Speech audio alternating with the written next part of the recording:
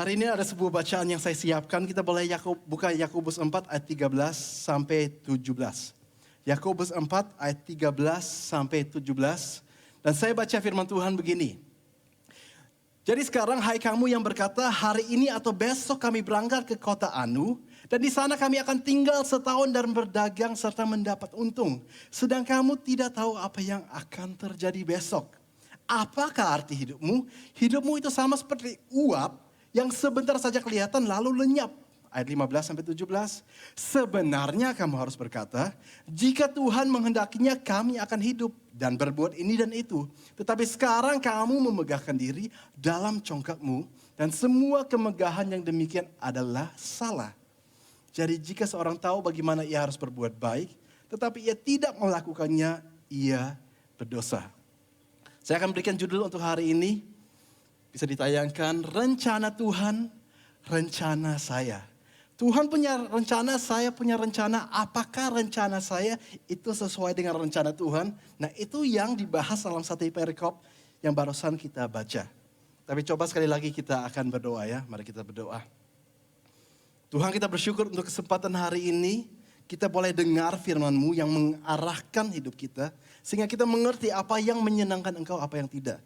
Dan bantu kami supaya setelah firman yang kita dengar hari ini, kami semakin yakin bahwa rancangan-rancangan yang kita miliki itu rancangan yang lahir dari Tuhan sendiri. Tuhan yang memberikan visi dan kalau Engkau yang sudah suruh pasti akan terlaksana. Bantu kami hari ini mengerti, di dalam nama Yesus katakan, amin.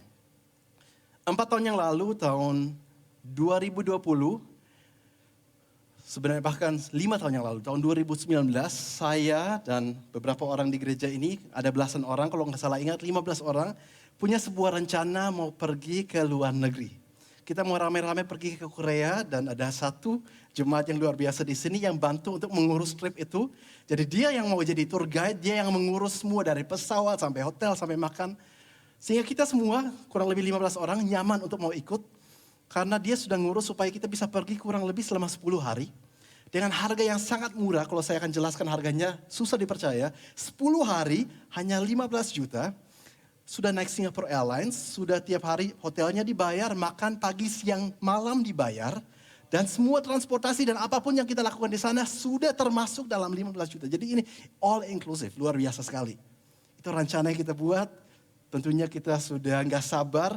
Waktu datangnya tahun 2020, kalau nggak salah bulan Maret seharusnya kita berangkat. Tapi apakah kita berangkat tahun 2020 bulan Maret? Kira-kira jawabannya apa? Ada yang tahu? Apa yang terjadi di awal tahun 2020? COVID 2019 ya, Corona. Akhirnya rencana yang kita miliki batal. Dan akhirnya dikatakan oke, tunda mungkin 3 bulan. Tunda 6 bulan, tahu-tahunya COVID-nya bukan cuma 3 bulan, setengah tahun. Tapi ternyata bertahun-tahun. Jadi akhirnya apa yang terjadi? Sebagian dari uangnya kalau saya nggak salah itu di-refund, dikembalikan, disimpan dulu. Terus mau tunggu tanggal akhirnya boleh berangkat. Boleh berangkatnya kapan? 2,5 tahun kemudian, September 2022. Dari Maret 2020, kalau nggak salah ingat menjadi September 2022. Nah dengan uang yang di-refund sekarang kita kembali mau beli semua, tiket pesawat, hotel dan seterusnya. Ternyata harganya sudah beda dengan dulu, harga sudah naik. Yang tadinya harusnya dapat SQ, ya pesawat yang sangat baik, akhirnya menjadi walaupun pesawat yang jauh lebih murah, jauh lebih mahal, akhirnya dapat pesawat yang lebih mahal, tapi lebih jelek karena harga sudah naik. Hotelnya berubah, semuanya berubah, dan hal yang kita impikan ternyata nggak sesuai rencana awal. Karena memang manusia bisa buat rencana, tapi apakah akhirnya terlaksana? Hanya Tuhan yang tahu. Bahkan yang tadinya seharusnya langsung terbang ke Korea, akhirnya terjadi kayak gini. Kita harus dari sini pagi-pagi benar, kita berangkat terbang ke Jakarta. Dari Jakarta terbang lagi ke Singapura, dari Singapura baru bisa ke Korea. Seluruh perjalanannya hampir 24 jam. Padahal seharusnya kalau terbang langsung ke sana nggak sampai separuhnya. Transit Jakarta lama, transit Singapura lama. Saya masih ingat salah satu teman kami yang waktu itu ikut. Karena saking gak ada kesempatan selama 24 jam bisa mandi, dia mandi parfum. Anda tahu cara mandi parfum? pergi ke duty free shop yang ada di Singapura, di Changi, di mana-mana. Terus coba lihat pura-pura mau beli parfum, tapi cuma pegang terus semprot puluhan kali. Jadi itu namanya mandi parfum. Sampai saya itu pura-pura nggak kenal. Nah, tapi sekali lagi ya, kita kadang-kadang kita buat rencana, apakah terlaksana hanya Tuhan yang tahu. Dan itu persis yang barusan kita baca dalam perikop tadi. Ada orang bilang kita akan lakukan A, B, C, D. Terus Tuhan bilang, kamu sombong. Emang kamu tahu dari mana itu semua akan terjadi. Jadi coba kita sekarang lihat ayat per ayat. Yakobus 4 ayat 13 sampai 14 bagian A. Di sana dikatakan, jadi sekarang hai kamu yang berkata, hari ini atau besok kami berangkat ke kota Anu. Dan di sana kami akan tinggal setahun dan berdagang serta mendapat untung. Sedang kamu tidak tahu apa yang akan terjadi besok. Kita baca ayat ini dan kita mungkin bingung. Loh, apakah berarti kita ternyata nggak boleh buat rencana? Bukannya firman Tuhan malah di bagian lain mengajarkan supaya kita pakai pengetahuan dan hikmat untuk buat rencana? Bukankah Tuhan sendiri dalam Amsal mengatakan, hei pemalas, belajarlah dari semut yang mengumpulkan makanan di musim panas supaya ada persediaan di musim dingin. Jadi semut aja bikin perencanaan, nah kita disuruh belajar dari semut yang mau bikin perencanaan. Sekarang tiba-tiba seakan-akan dikatakan jangan buat perencanaan. Jadi kenapa ya ayat-ayat ini seakan-akan kontradiktif dengan sisa Alkitab, sisa ayat-ayat lainnya. Tapi kita harus mengerti ini dibahas seperti ini karena ada konteks. Dan konteksnya adalah kesombongan. Itu sebabnya dalam perikop-perikop sebelumnya dibahas seperti ini. Tuhan menentang orang congkak dan memberi kasih karunia mengasihani orang yang rendah hati. Dalam pasal ini pun nanti di ayat yang lain dikatakan oleh Tuhan, hei kamu orang yang sombong, yang congkak. Di pasal berikutnya, perikop pertama langsung membahas, hei kamu orang-orang kaya yang kamu pikir bisa gini. Tidak tahukah bahwa seharusnya gini. Jadi ini memang konteksnya lagi kesombongan. Jadi orang dalam kesombongan jangan buat rencana seakan-akan Tuhan gak berdaulat. Seakan-akan Tuhan gak ikut campur. Jadi kita harus mengerti dulu konteksnya seperti itu. Bukan bicara mengenai kita ini gak boleh buat rencana sama sekali. Tapi coba sekarang kita melihat slide berikut. Kita akan bedah ayat ini lebih lagi. Jadi sekarang hai kamu yang berkata, hari ini atau besok. Jadi ada orang-orang yang merasa waktu itu di tangan mereka. Kami berangkat, apa yang akan kita lakukan itu di tangan saya. Ke kota Ana, destinasi ke kota Anu. Destinasi tujuan itu di tangan saya. Dan di sana kami akan tinggal setahun. Durasi pun itu di tangan saya. Saya yang kendalikan semuanya. Jadi ini kembali bicara mengenai orang yang sombong. Dan berdagang, apa yang akan saya buat di sana, itu di tangan saya. Serta mendapat untung, bahkan hasilnya di tangan saya. Jadi ini orang yang bukan mengandalkan Tuhan, tapi orang yang mengandalkan diri sendiri. Sambil orang itu mungkin lupa bahwa firman Tuhan mengatakan, jikalau bukan Tuhan yang membangun rumah, sia-sialah usaha orang yang membangun rumah. Dan kalau bukan Tuhan yang menjaga kota, sia-sialah usaha orang-orang yang menjaga kota. Mazmur 127 ayat 1, dalam arti kata apa? Kita memang berusaha, kita berbuat, kita merencanakan. Tapi jangan lupa semuanya akhirnya terlaksana atau enggak. Karena kasih karunia Tuhan, Tuhan yang menolong, Tuhan yang mampukan. Apa yang mau kita banggakan? Ayat lain mengatakan hati manusia memikirkan jalannya. Tetapi Tuhanlah yang menentukan arah langkahnya. Kita boleh merencanakan baik. Kita jangan juga kayak orang yang bodoh yang gak punya rencana sama sekali. Jangan, harus merencanakan.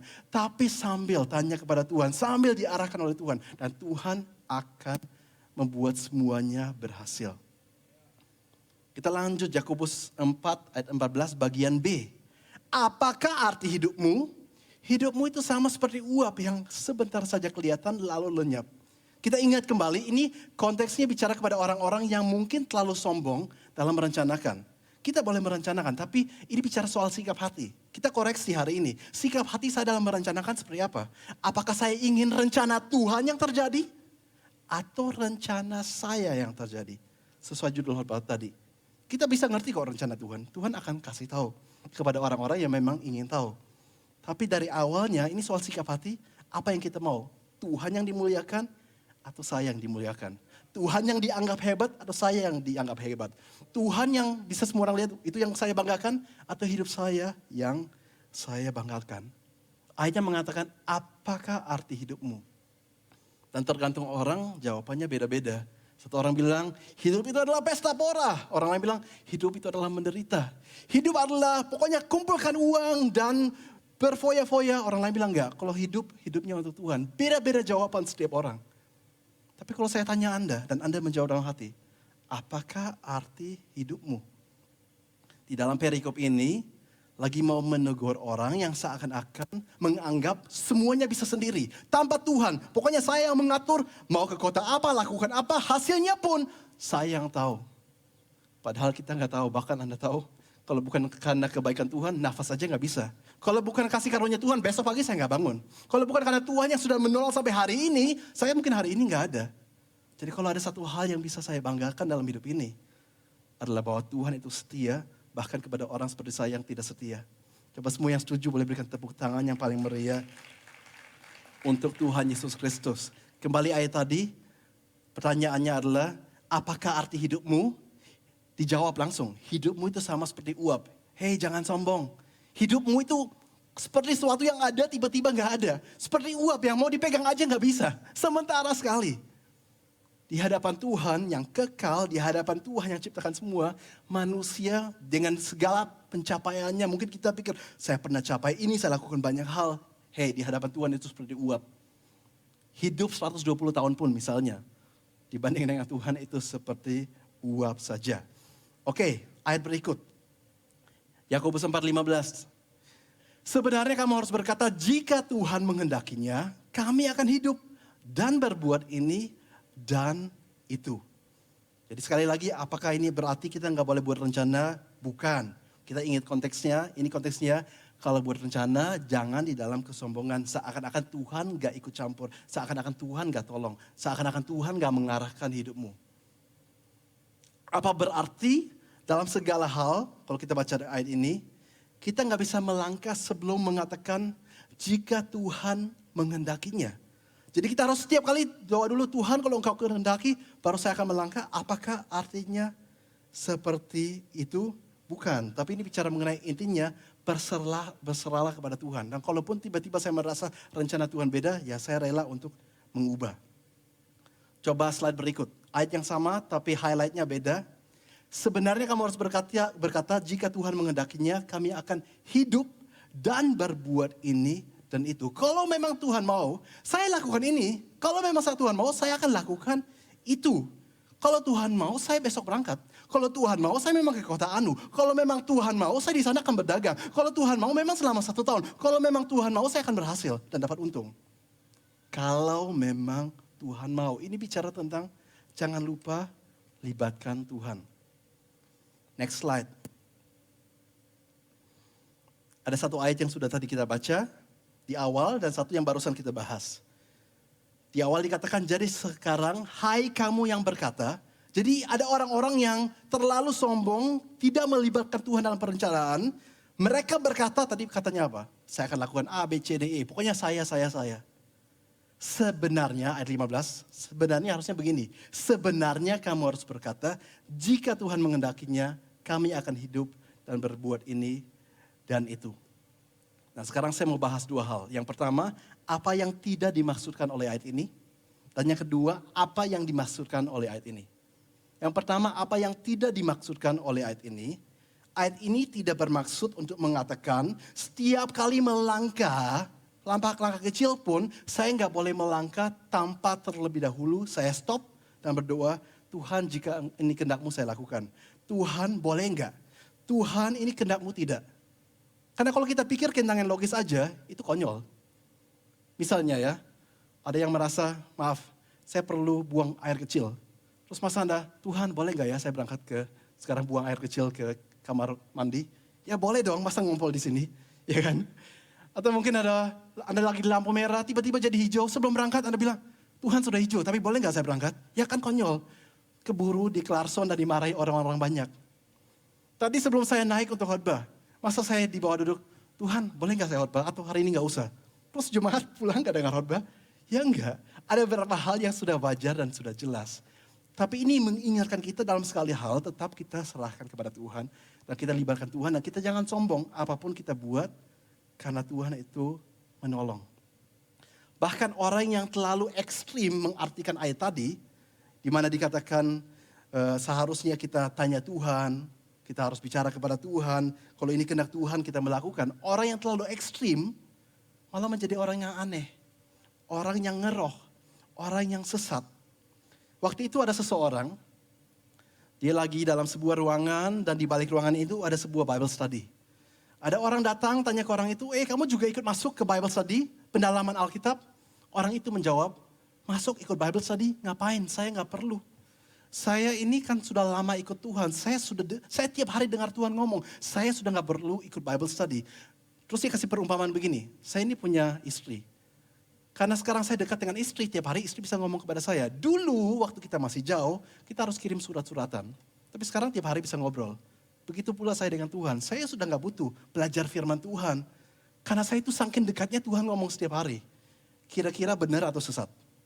Ya jelas-jelas sesat, ya kan? Jadi orang yang terlalu ekstrim mengartikan ayat seperti ini, seakan-akan dalam segala hal cuma ngomong dengan Tuhan, itu menjadi orang yang aneh.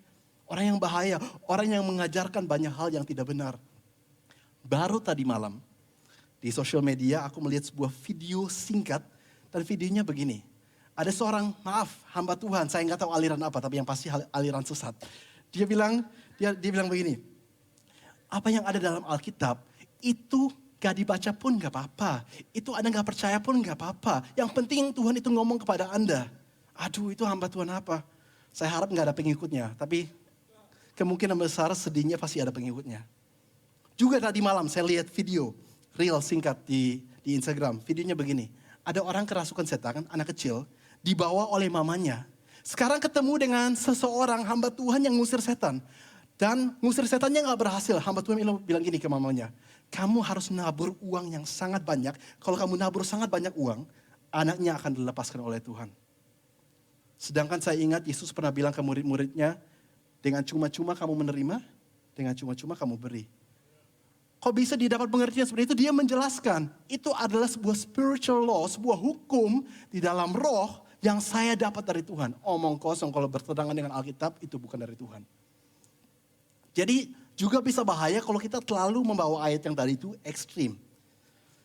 Jadi seharusnya penjelasan yang benar atau pengertian yang benar yang dimaksud oleh ayat ini seperti apa?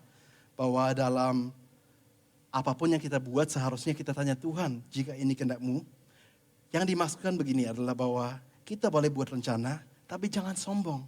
Serahkan kepada Tuhan dan kita sadar kalaupun kita lakukan dan berhasil, hanya karena seizin Tuhan, hanya Tuhan yang dapat semua kemuliaan. Pengertian berikut adalah tentunya kita juga mau belajar untuk mengenal kehendak Tuhan. Jadilah orang yang usahakan, ngerti apa yang Tuhan mau dalam dirimu. Sehingga apa yang kamu buat, yang Anda buat, yang saya buat, bukan cuma rencana kita semata, tapi rencana Tuhan yang diberikan dalam hati kita. Sekarang visi Tuhan itu yang kita jalankan. Dan kalau Tuhan yang suruh, pasti berhasil. Where God guides, God provides. Ya, di mana Tuhan pimpin, pasti Tuhan menyediakan. Jadi mungkin di saat seperti ini, pertanyaan yang sering muncul dalam hati orang adalah, kalau begitu, gimana caranya saya ngerti kehendak Tuhan? Gimana caranya saya bisa membedakan yang mana kehendak Tuhan, yang mana kehendak saya? Saya masih ingat beberapa minggu lalu saya khotbah di salah satu live group Glory. Waktu itu saya tanya orang-orang yang hadir di sana juga hal yang sama. Gimana sih caranya kita bisa tahu kehendak Tuhan? Dan saya dapat beda-beda jawaban bagus-bagus. Beberapa contoh, ada yang jawab, ya kita harus diarahkan oleh suara Tuhan. Dan benar. Alkitab juga katakan domba, kita itu domba, mengenal suara gembala. Kalau Petia 5:25 mengatakan baiklah yang hidup oleh roh, dipimpin oleh roh. Memang Tuhan bisa pimpin, Tuhan bisa bicara. Benar. Satu pertanyaan, apakah kita selalu dengan 100% bisa bedakan itu barusan suara Tuhan? Atau jangan-jangan suara keinginan saya? Atau jangan-jangan suara bisikan iblis? Gak ada orang satupun yang selalu sempurna dalam membedakan suara Tuhan. Seorang sehebat Paulus pun pernah salah langkah, seakan-akan salah mengerti Tuhan, sampai Tuhan harus kasih dia mimpi supaya dia sadar, saya sudah salah. Kalau Paulus aja salah, Apalagi Anda dan saya, kita juga bisa salah. Salah itu hal yang wajar. Jadi walaupun Tuhan bisa bicara kepada kita semua, tentu kita percaya itu. Tapi apakah Tuhan juga bisa pakai cara lain supaya kita semakin yakin? Mungkin Tuhan selain ngomong kepada kita, Tuhan juga tambahkan. Tuhan bicara lewat orang-orang lain. Nasihat orang-orang lain. Alkitab mengatakan di mana kita ada penasehat dan orang-orang yang spiritual, kita akan aman. Karena kita bisa dinasehati dengan baik. Tapi mereka pun bisa alami hal yang sama seperti saya. Bahwa nasihat yang mereka berikan ternyata bukan dari Tuhan, tapi dari keinginan mereka sendiri. Bisa aja. Jadi kalau cuma sampai di situ juga masih kurang sempurna. Jadi mungkin ditambahi lagi. Oh, saya butuh tanda dari Tuhan. Beberapa bulan yang lalu, di sini ada seorang pengkhotbah namanya pendeta Dr. Denny Gamadi. Dia waktu itu juga membahas, membedakan suara Tuhan. Tadi bilang dari semua cara yang Tuhan pakai, cara yang paling terakhir adalah Tuhan bisa berikan tanda. Jadi jangan andalkan poin ini cuma tambahan kalau Tuhan mau berikan puji Tuhan, kalau Tuhan tidak berikan puji Tuhan. Ya jangan harapkan itu menjadi cara pertama Tuhan bicara kepada Anda. Tuhan, kalau saya harus menikah dengan dia, aku sekarang harus melihat mobil kuning. Tiba-tiba mobil kuning kebetulan lewat dan ini orang yang salah. Bisa aja kan? Ya kan? Jadi ada kebetulan yang juga bisa terjadi. Jadi hati-hati dengan tanda. Apakah bisa terjadi? Bisa. Tapi hati-hati. Perjanjian lama penuh dengan tanda. Orang itu gak yakin mau melangkah minta tanda, Tuhan berikan tanda. Saya yakin Anda masih ingat cerita ini. Ada seorang mau berperang karena dia saking gak yakin. Dia berdoa, Tuhan kalau memang saya harus berperang, besok pagi saya bangun, karpet depan tenda saya itu kering, rumputnya basah. Besok pagi dia bangun, ternyata karpetnya kering, rumputnya basah. Apakah berani berperang? Enggak. Dia pikir jangan-jangan kebetulan. Masalahnya tanda kadang-kadang bisa kebetulan. Dia bilang, oke Tuhan kalau memang engkau gini, besok pagi lagi, besoknya lagi, jadi sudah 2 hari. Kebalikannya dong, saya bangun, keluar tenda, karpetnya basah, rumputnya kering. Akhirnya itu yang terjadi, dia berani melangkah untuk berperang. Dan banyak kali lainnya di Alkitab Perjanjian Lama kita temukan Tuhan berikan tanda. Tapi bisakah Anda tunjukkan saya 1 kali aja sebuah tanda di Perjanjian Baru? Kalau Anda bisa, tunjukkan ya kepada saya. Saya yakin Anda gak akan temukan. Kalau Anda temukan berarti saya yang salah, saya minta maaf. Tapi intinya kayak gini, kita melihat sebuah perbedaan yang sangat besar dari yang tadi Perjanjian Lama sangat sering di Perjanjian Baru sekarang. Hampir gak ada atau gak ada, bukan berarti Tuhan gak bisa. Saya yakin Tuhan masih bisa kok, terserah Tuhan. Tapi penekanannya beda. Dulu orang mungkin butuh tanda supaya yakin. Hari ini Perjanjian Baru, Roh Kudus sudah dicurahkan, Pentakosta sudah terjadi. Roh Kudus bisa hidup dalam diri Anda, mengarahkan Anda, menguatkan Anda, mengingatkan Anda. Sehingga hari ini kita gak perlu dipimpin oleh tanda, tapi kita dipimpin oleh Roh Kudus. Semua yang setuju berikan tepuk tangan paling meriah untuk Tuhan Yesus Kristus. Sekali lagi bukan berarti Tuhan gak bisa berikan tanda. Bisa. Tapi saya setuju dengan khotbahnya pendeta Dr. Denny Gamadi. Itu adalah langkah terakhir yang kalau Tuhan mau diberikan sebagai tambahan, jangan andalkan poin itu. Jadi kembali bagaimana ya saya bisa membedakan kehendak Tuhan. Yang mana rencana Tuhan, yang mana rencana saya. Ada satu cara yang paling ampuh. Dan kalau Anda ada di New Life Church, di gereja ini seharusnya Anda sudah tahu. Cara yang paling ampuh adalah, boleh kita jawab bersama, serentak saya hitung sampai 3. 1, 2, 3. Gak ada yang jawab. Sekali lagi dengan suara yang kencang. Anda kan sudah tahu ya, kalau kita jawabnya serentak, gak ketahuan siapa yang salah, it's okay. 1, 2, 3. Tetap gak ada. Ayo, semua orang harus minimal bilang satu kata, kalau salah ya gak masalah. Ya, 1, 2, 3. Saya dengar yang benar. Tadi apa? 1, 2, 3. Sekali lagi lebih kencang, lebih berani. 1, 2, 3. Oh ternyata salah. I'm kidding. Benar, firman Tuhan. Tuhan itu terutama bicara dan mengasih tahu kehendaknya, rencananya bagi Anda dan saya lewat firman Tuhan. Coba kita lihat Mazmur 25 ayat 4 dan 5. Beritahukanlah jalan-jalanmu, ini bicara tentang rencana Tuhan bagi kita. Kepadaku ya Tuhan, tunjukkanlah itu kepadaku bahwa aku berjalan dalam kebenaran-Mu. Dan ajarlah aku, sebab Engkaulah Allah yang menyelamatkan aku. Engkau ku nantikan sepanjang hari. Coba ayat berikut. Dalam hatiku aku menyimpan janjimu, firmanmu, kebenaranmu. supaya aku jangan berdosa terhadap engkau. Karena kalau firman-Mu ada dalam hatimu, hati saya tahu Tuhan sukanya apa. Dan saya tahu Tuhan gak sukanya apa. Saya mulai mengerti kehendak dan rencana Tuhan yang berlaku bagi semua orang. Slide berikut, Anda sudah sering dengar, mungkin sampai bosan. Firman-Mu itu pelita bagi jalan kakiku dan terang bagi jalanku. Saya ngerti jalan, rencana, kehendak Tuhan bagi saya. Karena firman Tuhan itu mengarahkan kita. Seringkali kita pikir, menemukan kehendak atau rencana Tuhan itu adalah sesuatu yang ribet. Sesuatu yang susah dimengerti. Seakan-akan seperti, coba kita lihat gambar yang berikut.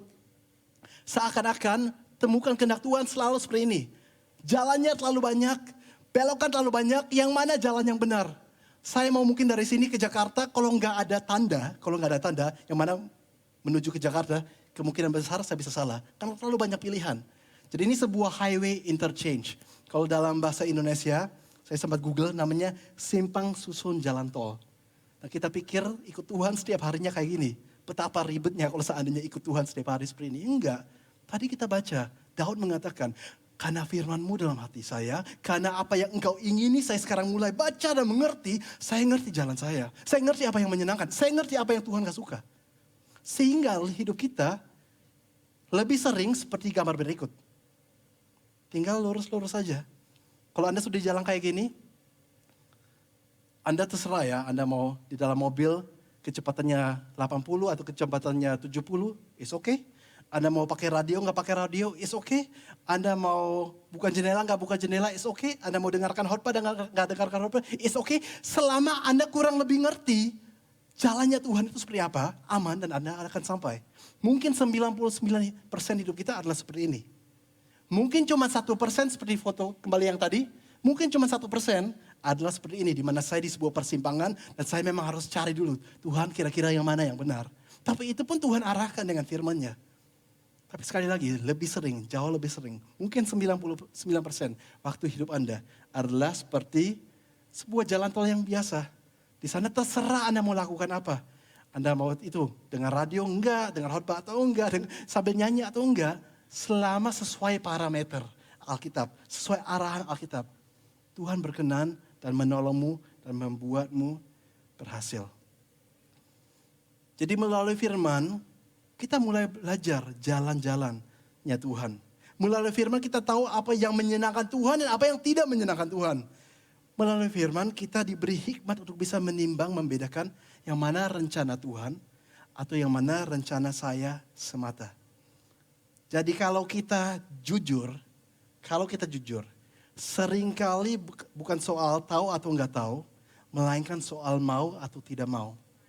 Saya ulangi ya, seringkali kalau kita jujur dan bahkan kalau dalam konseling, kadang-kadang ada pertanyaan orang di mana saya rasa, you know what, sebenarnya ya, seringkali ini yang kamu semua tanya ini bukan soal tahu atau nggak tahu, tapi soal mau atau nggak mau. Kamu sudah tahu kok apa yang Tuhan mau.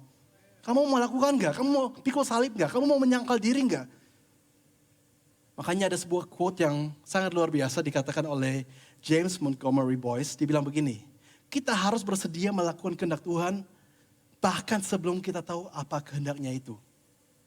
Kita harus bersedia melakukan kehendak Allah bahkan sebelum kita tahu apa kehendaknya itu. Apa gunanya Tuhan memberitahukan jalannya kalau dari awal saya toh nggak rela melakukan itu? Ngapain Tuhan kasih tahu sesuatu kepada orang-orang yang tidak mau? Makanya Yesus bilang, jangan berikan permata kepada babi. Kalau orang dari awalnya memang gak mau hidup menyangkal diri, gak mau hidup pikul salib, maunya cuma apa yang dia sendiri mau, maunya rencana saya sendiri, ya ngapain Tuhan arahkan dia dan suruh dia sesuatu. Pada akhirnya toh juga gak dilakukan. Jadi satu hal yang penting untuk Anda dan saya, harus ada sebuah kerelaan Tuhan apapun yang engkau suruh, saya ingin untuk melakukan. Mungkin gak gampang, mungkin saya gak bisa, tapi di sana saya akan andalkan kekuatanmu bersamamu, pasti saya bisa. Jadi seringkali kalau kita jujur, kita sudah tahu kehendak Tuhan. Sebuah contoh yang saya mau berikan, yang sering saya berikan, tapi karena ini memang sangat penting, dan ini berlaku bagi semua orang. Kalau ada seseorang dia lagi bekerja, pekerjaannya oke, pekerjaannya bagus, dari pekerjaan ini lebih dari cukup untuk dia bisa hidupkan keluarganya, dan di pekerjaan ini dia juga punya waktu untuk dia bisa jadi imam yang baik dalam keluarga, dia bisa melayani di gereja, dan dia itu punya waktu untuk saat teduh. tiba-tiba dia dapat tawaran satu pekerjaan lain dengan gaji berkali-kali lebih tinggi. Sebuah pekerjaan yang dia impikan dari dulu. Tapi kalau ditimbang-timbang, pekerjaan tawaran yang baru, walaupun jauh lebih luar biasa, gajinya jauh lebih, dan hal yang dia impikan dari dulu, tapi sekarang dia tahu, dia melihat, dengan pekerjaan ini, saya sudah gak pernah di rumah. Saya sudah gak bisa pimpin anak-anak saya sudah gak bisa menjadi imam dalam keluarga, waktu untuk melayani pasti gak ada, apalagi waktu doa dan baca Alkitab tiap hari pasti gak ada. Apakah masih harus didoakan, apakah itu rencana Tuhan? Enggak, kita sudah tahu itu bukan rencana Tuhan. Karena hal yang kita tahu dari Alkitab, jalan-jalannya Tuhan bukan seperti yang itu. Jadi bukan soal tahu atau nggak tahu, tapi mau atau nggak mau. Sering kali begitu banyak kesempatan yang Anda dan saya alami tiap hari. Ada orang yang mungkin sakit, ada orang yang butuh dihibur, butuh dikuatkan, butuh didoakan. Kita nggak perlu tanya Tuhan, apakah saya doakan orang itu? Sudah jelas kehendak Tuhan bahwa anak-anak Tuhan mendoakan orang-orang lain. Bukan soal tahu atau nggak tahu, kita tahu itu kehendak Tuhan. Mau atau nggak mau. Berapa banyak kesempatan dalam hidup kita kelewatan di mana seharusnya kita bisa bersaksi, kita bisa menguatkan orang, orang lain bisa dijamah Tuhan, kelewatan karena kita yang gak mau. Kalau sampai hari ini mungkin sudah sering terjadi, ya gak apa-apa, tapi yang penting mulai hari ini kita bertobat. Seperti yang kita sering dengar di sini, selamat itu sekali bertobat setiap hari. Ya, puji Tuhan ada kesempatan hari ini kita bertobat, ke depan kita bisa lebih baik. Di dalam khotbah saya yang terakhir, waktu kita bahas Mazmur pasal 1, di ayat 2-3 dikatakan begini. Tetapi yang kesukanya ialah Taurat Tuhan. Jadi Tuhan lagi gambarkan orang yang tidak sesuai yang berkenan kepada Tuhan dan orang yang berkenan kepada Tuhan. Orang yang berkenan kepada Tuhan adalah orang yang kesukaannya Taurat Tuhan. Yang merenungkan Taurat itu siang dan malam, dia seperti pohon yang ditanam di tepi aliran air, yang menghasilkan buahnya pada musimnya dan yang tidak layu daunnya, apa saja yang diperbuatnya berhasil. Nah itu yang kita bahas di khotbah yang terakhir, supaya kita ingat betapa pentingnya quiet time, saat teduh. Saya baca Alkitab, saya renungkan, karena itu akan menuntun saya mengerti jalan-jalan dia, dan akhirnya saya berhasil. Dari ayat ini, kita cuma melihat kedua kata yang di-highlight, kata merenungkan dan berhasil. Dengarkan dengan baik ya. Tidak ada orang, satupun anak Tuhan, berhasil melakukan kehendak Tuhan dan berhasil dalam apa yang Tuhan tugaskan, kalau dia bukan orang yang suka quiet time, renungkan firman Tuhan. Jangan harap. Datang gereja setiap minggu, mungkin juga ikut komsel dan seterusnya, tapi selebihnya gak punya kehausan, gak pernah berdoa, gak pernah baca Alkitab, gak pernah renungkan Alkitab. Jangan harap berhasil dalam kehendak Tuhan bagimu. Mungkin siapa tahu dia berhasil menurut dunia menjadi orang kaya mungkin. Tapi apakah dia berhasil di mata Tuhan? Tidak. Mungkin Tuhan punya banyak rencana bagi dia. Jangan harap itu semuanya akan terlaksana. Gimana kita bisa mampu melakukan sesuatu dengan kekuatan kita sendiri. Kalau bukan Tuhan yang mengarahkan dan menguatkan kita. Melalui firman-Nya yang selalu memberi kehidupan. Coba semua yang setuju berikan tepuk tangan paling meriah untuk Tuhan Yesus Kristus. Kalau kita jujur, seringkali kita kadang-kadang seakan-akan kayak jengkel atau kita kecewa. Tuhan kok kayak begini, kok gak ada terobosan, kok Tuhan saya gak tahu apa yang saya harus lakukan. Padahal kita juga tahu kita orang yang mungkin gak suka berdoa, gak suka baca Alkitab. Ya gimana mau berhasil, gak akan bisa. Mustahil. Tuhan mau arahkan kita dulu dan kita katakan Tuhan oke, saya mau. Mungkin saya akan sering jatuh, saya sering gak bisa. Tapi bantu saya, bersama dengan Engkau saya bisa. Akhirnya apa yang terjadi? Dia seperti pohon, ditanam di tepi aliran air. Apa saja yang dibuatnya Tuhan berhasil. Jadi yang perlu kita evaluasi dari hidup kita masing-masing adalah, apakah kita punya hubungan dengan Tuhan setiap hari? Dan apakah kita suka punya waktu quiet time? Bahasa Indonesianya saat teduh. Waktu berdoa, baca Alkitab dan renungkan. Karena di sana Tuhan akan bicara kepada kita dan mengarahkan hidup kita. Dan semakin lama kita akan temukan, ternyata apa yang menjadi rencana Tuhan, itu yang hari ini menjadi rencana saya. Karena saya melakukan sesuatu bukan lagi karena cuma ambisi saya, tapi karena visi yang Tuhan tanamkan di dalam diri saya. Yakobus 4 ayat 16. Tetapi sekarang kamu memegahkan diri dalam congkakmu. Dan semua kemegahan yang demikian adalah salah. Sekali lagi konteksnya bicara kepada orang-orang yang seakan-akan gak libatkan Tuhan. Bukan bicara mengenai kita gak boleh berencana. Buatlah rencana yang banyak. Tapi coba Anda juga timbangkan dengan Alkitab. Kira-kira itu sesuai jalan yang selama ini saya belajar. Kira-kira ini sesuatu yang menyenangkan dia, ya atau enggak. Nah kalaupun saya merasa oke, ini menyenangkan dia dan akhirnya saya melangkah. Akhirnya toh kehendak Tuhan beda, Tuhan arahkan yang lain. Gak perlu kecewa. Karena pada akhirnya semua terserah Tuhan saja. Ayat 17. Jadi jika sekarang kamu tahu bagaimana, jadi jika seorang tahu bagaimana ia harus berbuat baik, tetapi ia tidak melakukannya, ia berdosa. Jadi kalau Anda melihat di Yakobus, ini memang ayat penutup dari perikop ini. Terus mungkin kita pikir, wah hubungannya ayat ini sama sisa perikop tadi, hubungannya apa? Tapi sangat berhubung, sangat cocok. Sebenarnya ayat ini merangkum semua yang kita bahas tadi. Seorang yang berjalan menurut, saya baca Alkitab, saya renungkan sekarang, kehendak dan firman Tuhan ada dalam hati saya mulai bisa menimbang apa yang menyenangkan Tuhan. Sekarang pilihannya saya lakukan atau saya nggak lakukan. Ada banyak orang yang setiap minggu ke gereja seharusnya mulai tahu apa kehendak Tuhan, gak mau melakukan. Ayatnya mengatakan, jadi jika seorang tahu bagaimana ia harus berbuat baik. Jadi bukan soal tahu atau nggak tahu, seringkali tahu. Tapi soal mau atau nggak mau. Tapi ia nggak melakukannya, ia berdosa. Ngapain kita minta Tuhan arahkan saya, tapi akhirnya apa yang diarahkan seringkali kita nggak mau lakukan. Jadi Tuhan bilang, pikul salib, sangkal diri. Itu hal yang baik untukmu karena justru di sana kamu akan temukan hidup yang melimpah, hidup yang luar biasa. Hidup bukan di dalam jalanmu, tapi hidup dalam jalan saya yang pasti jauh lebih tinggi dibanding semua yang kamu bisa bayangkan. Menjelaskan ayat ini juga saya ingin tunjukkan sebuah, coba slide berikut. Kita harus tahu sebenarnya dosa dalam Alkitab ada dua macam tipe. Ada sins of commission, ada sins of omission. Ada dosa karena melakukan, ada dosa karena tidak melakukan. Apa itu dosa karena melakukan? Tuhan bilang jangan bunuh. Kalau saya bunuh dosa enggak? Ya dosa. Tuhan bilang jangan bohong. Saya bohong, dosa enggak? Dosa. Jadi dosa karena saya lakukan. Tapi ayat ini lagi membahas, kita tahu sesuatu kita enggak melakukannya, itu adalah dosa. Jadi dosa karena tidak melakukan, sins of omission. Dan kalau saya renungkan hidup saya, kalau kita semua jujur dan evaluasi, mungkin yang lebih sering terjadi adalah, ya ini, sins of omission. Kita tahu seharusnya anak Tuhan seperti apa. Kita tahu seharusnya yang menyenangkan Tuhan seperti apa. Kita tahu seharusnya apa yang harus kita tinggalkan. Tapi kita belum rela. Ya sekali lagi, gak ada yang harus merasa terhakimi. Karena seperti yang kita selalu belajar di sini, ya selamat itu sekali tapi bertobat setiap hari. Tuhan terlalu baik sampai memberikan kita kesempatan sampai hari ini. Dan Tuhan akan sangat berkenan kalau hari ini kita katakan, Tuhan mulai hari ini saya mau berubah. Pasti perubahan kita gak sempurna, besok ada kesempatan lagi kita mengatakan, Tuhan saya mau berubah lebih lagi. Dan setiap hari kita punya tekad yang sama, percayalah Tuhan akan tolong kita. Coba semua yang percaya berikan tepuk tangan paling meriah untuk Tuhan Yesus Kristus.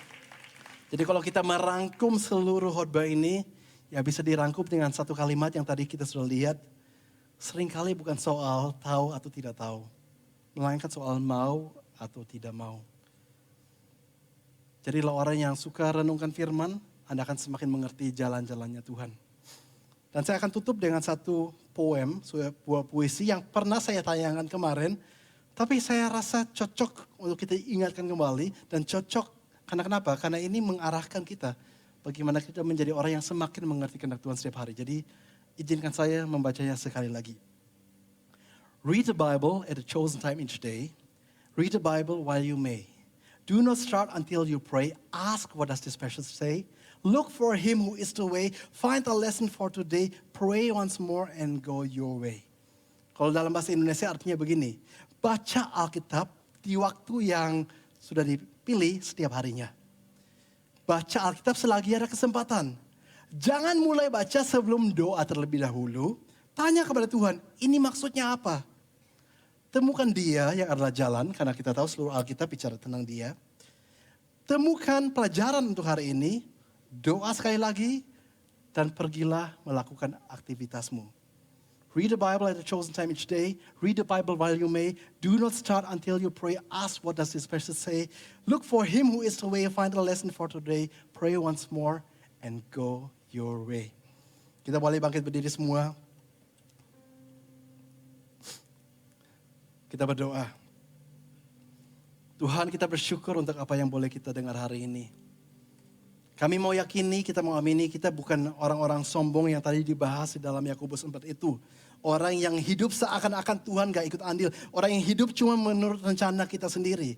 Tapi bila kita semua bisa menjadi orang yang dalam segala hal berserah kepada Tuhan. Dan pada saat kita melangkah, kita yakin juga apapun yang saya buat akhirnya bisa berhasil. Bukan karena saya hebat, tapi karena Tuhan yang hebat. Dia yang hidup dalam diri kita.